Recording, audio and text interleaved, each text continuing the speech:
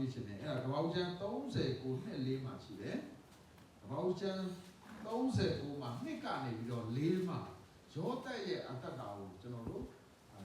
ကြည့်ရင်ဒီမှာတွေ့ရတာဖြစ်တယ်နှစ်ကနေ4ကိုကျွန်တော်ဖတ်ရှင်တယ်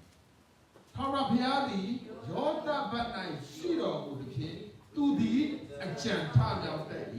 အေဂုတုအမျိုးသားမိမိသခင်၏အိမ်၌နေရလေသူဘက်၌ထာဝရဘုရားသည်ရှိတော်မူ၍သူပြုလေရာရာ၌အောင်စီတော်မူကြောင်းကိုသခင်လည်းသိမြင်၏ထို့ကြောင့်ယောသတ်သည်သခင်ရှိ၌မျက်နာရ၍ခါစားလျက်နေရ၏သခင်သည်လည်းမိမိအိမ်တွင်အိမ်အုပ်အရာနှင့်ခံထား၍ဥစ္စာရှိသမျှတို့ကိုအပ်လေ၏တဲ့။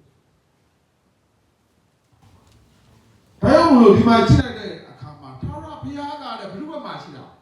ယောသတ်ဘက်၌ရှိတဲ့အခါမှာတဲ့ယောသတ်ကဘာပဲလုပ်ယောသတ်ရှိတဲ့နေရာမှာယောသတ်ပြောတဲ့အရာယောသတ်လုပ်တဲ့အရာတွေကအားလုံးကတိုးပွားမှုရှိတယ်။နောက်ကျွန်တော်တို့မှာလေရွှေတွေငွေတွေချိစရာမလိုဘူး။ဘာရှိဖို့ပဲလို့သင်ဘက်မှာဖျားရှိဖို့ပဲလို့ဖျားရှိဖို့ပဲလို့တော့လူတွေကတော့ကိုယ့်ရဲ့ဘဝကိုရွှေတွေငွေတွေချိမှငါလောကမှာလူရဝင်မှာအဲ့လိုမျိုးထင်ကြတယ်။ဟာငါပညာတွေတက်မှလူရဝင်မယ်လို့လူတော်တော်များများကစဉ်းစား။ဒါပေမဲ့သင်ဘက်မှာဖျားရှိလာရင်သင်ရဲ့လှုပ်ဆောင်တဲ့အကြံတစ်ခုစီတိုင်းကအောင်မြင်ရတဲ့အဖြစ်ကိုတဲ့ဘုရားခင်ကသိရှိတယ်။ဒါကြောင့်မို့ယောသတ်ကဘယ်နေရာမှာရောက်သူ့ဘက်မှာဘုရားရှိတဲ့အခါမှာလေဘယ်နေရာရောက်ဟုတ်လားပေါ်တီဖာရဲ့အိမ်ရောက်ရင်တောင်မှပေါ်တီဖာကမလုပ်လဲ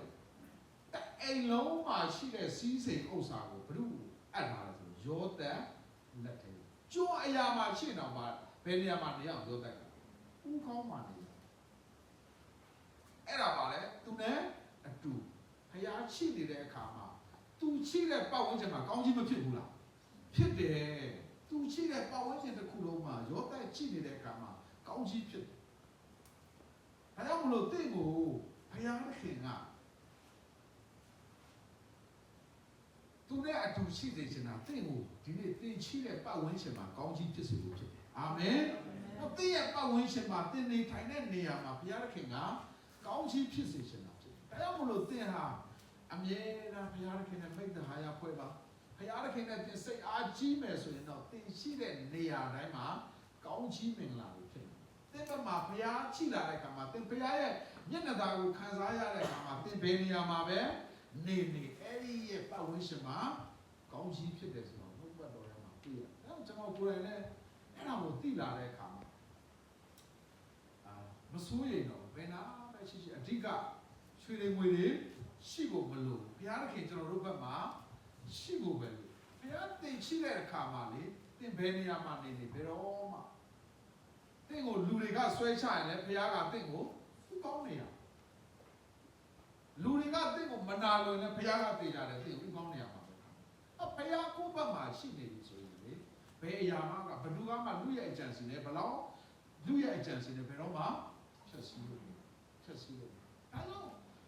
ဒီနေ့တင်ဘုရားနဲ့များများမိတ္တဟာယဖွဲ့ပါဘုရားကိုပဲအားကိုးပါတင့်ဘက်မှာဘုရားရှိနေပြီဆိုရင်လောကအရာတွေကတင့်ကိုဘယ်တော့မှမစိတ်ခေါ်နိုင်ဘူးတင့်ဘက်မှာဘုရားရှိနေပြီဆိုရင်တစ်ဖက်ရန်သူကတင့်ပေါ်မှာဘလောက်ပဲမကောင်းတာကြမ်းကြမ်းဘယ်အရာပဲလှုပ်ရှင်လို့တင့်ဘက်မှာဘုရားရှိနေပြီဆိုရင်တင့်ရဲ့အကြံကပဲထမြောက်မှာဖြစ်တယ်အာမင်ယောသတ်ဘက်၌ဘုရားရှိနေတဲ့အခါမှာယောသတ်လှုပ်နေရကအောင်မြင်တယ်ယောသတ်ကြံတဲ့အကြံစီတိုင်းကဘာဖြစ်လဲထမြောက်တယ်နောက်ဘုရားတော်မှာတွေ့ရတယ်အဲကျွန်တော်တို့ရဲ့အတ္တတာထဲမှာတင့်ရဲ့အတ္တတာထဲမှာတင့်ဘယ်လိုအခြေအနေမျိုးမှာပဲကြုံတင့်အတ္တတာထဲမှာတင့်အမြဲတမ်းတင့်ကြည့်ထားရမှာဟောငါနဲ့ဘုရားအတူရှိငါနဲ့ဘုရားအတူရှိမှာငါလှုပ်ဆောင်တဲ့အရာတွေကထမြောက်မှာငါရဲ့အကြံစီတွေကအောင်မြင်မှာငါလှုပ်ဆောင်တဲ့အရာတွေကအောင်မြင်မယ်ဆိုတာကိုတင်သိဖို့တင်ဘုရားတင်တဲ့အတူရှိနေပြီဆိုမှအဲ့ဒီဘုရားမျက်နှာသာကြောင့်ဒါကြောင့်ကျွန်တော်တို့ရဲ့ကြိုးစားအားထုတ်မှုအားဖြင့်မဟုတ်ပါဘူးဘုရားကြောင့်ကျွန်တော်တို့က ဖခင်ရဲ့ဘုန်းနဲ့ရှုံထားလို့ကျွန်တော်တို့က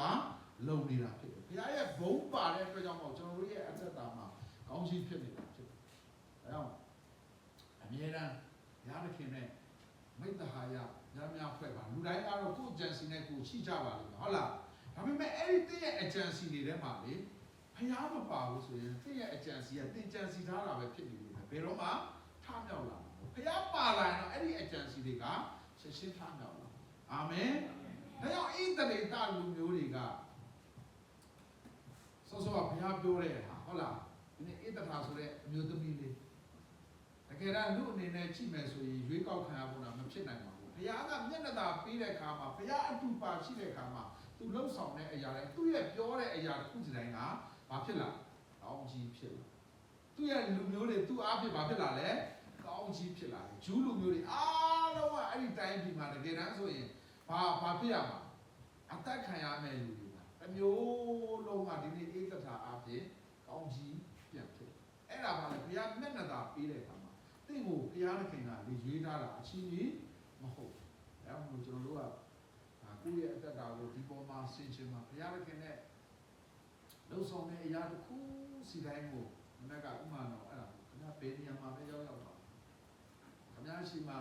ဘာဖြစ်လို့လဲဆိုတော့လောကမှာအသက်ရှင်နေဆိုရင်ခင်ဗျားကိုကြည်ချင်းအားဖြင့်ယေရှုခရစ်တော်ကိုမြင်ပါစေအာမင်တင်ရောက်ရှိတယ်မှာကိုဆိုတာသူ့ရဲ့မိသားစုကမယုံကြည်ဘူးခင်ဗျားကိုကြည့်တဲ့အခါဘာဖြစ်လို့လဲဆိုတော့သူ့ရဲ့ပတ်ဝန်းကျင်မှာစူးတွေအများကြီးရှိတယ်မဟုတ်ဘူးလားသူ့ကိုစူးပင်တွေကလွှမ်းခြုံသွားနိုင်လွှမ်းခြုံသွားလိုက်ရင်သူကိုယ်တိုင်ကအဲ့ထဲမှာဝတ်သွားတယ်ဒါကြောင့်မို့လို့အဲ့ဒီလိုမဝတ်ဖို့ရအတွက်သူနဲ့ပါလို့သူတဲ့ဖရာအတူပါရှိလို့ဒါဘာပဲလှုပ်ဆောင်လို့ဥပမာတော့လို့ခင်ဗျာဖရာကိုနံပါတ်1နေရာမှာထားပါလို့ခင်ဗျာမနဲ့ခင်ဟာဒီနေ့တော့ကွာအလုပ်ကအရေးကြီးနေလို့ငါဖရာလက်ထဲကိုမအပ်သေးဘူးဆိုတဲ့ပုံစံမျိုးဘယ်တော့မှမဖြစ်ပါစေဒါဆိုရင်တော့ခင်ဗျာအဲ့လိုမျိုးချောက်မယ်ဆိုရင်တော့တင်းရဲ့ဘဝတော့လောကတိုင်းမှာတင်းအသက်ရှင်နေတဲ့အခါမှာတင်းအသက်တာမှာခိုင်မာမှုရှိလိမ့်မယ်လို့ဘာပဲလို့ဆောင်လို့ဆောင်ခိုင်မာမှုရှိလိမ့်မယ်အဲ့ဒီဘုရားနဲ့လွတ်ကင်းသွားပြီဆိုတာနဲ့ကျွန်တော်တို့ရဲ့အသက်တာ